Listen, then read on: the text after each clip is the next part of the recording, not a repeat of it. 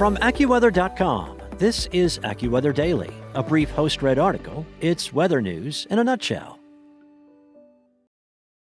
Well, it's been one of the snowiest weeks in years across the southern U.S. as a winter storm spread accumulating snow, sleet, and some freezing rain across more than a dozen states.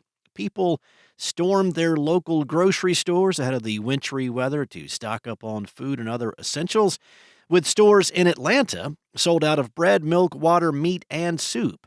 School districts across the region also shuttered at the end of the week due to the risk of dangerous travel amid the wintry weather. The winter storm began to unfold in Texas, Oklahoma, and Arkansas, and then quickly accumulated on highways, leading to scores of accidents in those areas.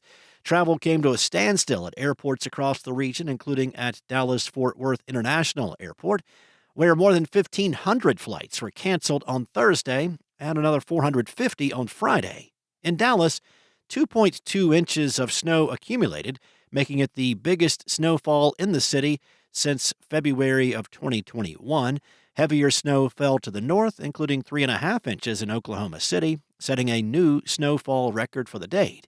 It was also the snowiest calendar day in the city since February of 2022, when 3.8 inches fell. Now, the heaviest snow piled up from eastern Texas into western Tennessee, where over 6 inches accumulated by midday Friday, including in Little Rock and Memphis. The highest amount was 14.3 inches in Mena, located in west central Arkansas. By Friday morning, snow shovels were needed across Tennessee, northern Alabama, northern Georgia, and into parts of the Carolinas.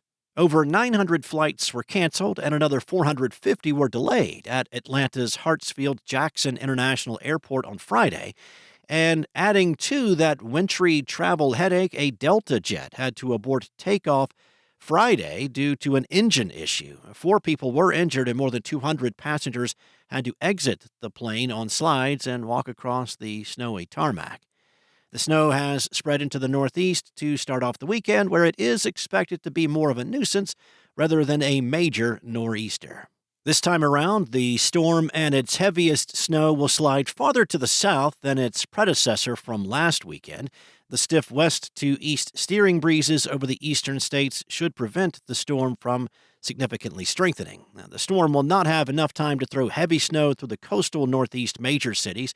Instead, precipitation will fall up to a couple of hundred miles out at sea, but still, it will bring a stripe of several inches of snow to the interior southeast states and the lower part of the mid-Atlantic.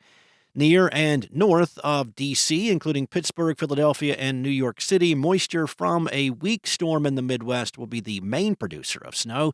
In these more northern areas, the snow is likely to be intermittent and spotty in nature. In the wake of the storm passing through this weekend, the flow of Arctic air will resume across the Midwest and Northeast well into the new week.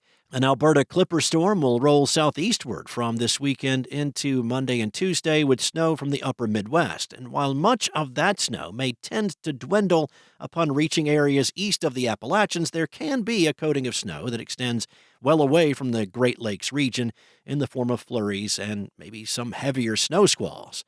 Lake effect snow will pick up substantially as the Clipper storm moves by, with the likelihood of feet of snow where the bands persist. Some of the coldest air of the winter is likely to settle in across the Midwest and the Northeast early next week, given the origin of the Arctic air and the extent of the increasing snow cover in the regions.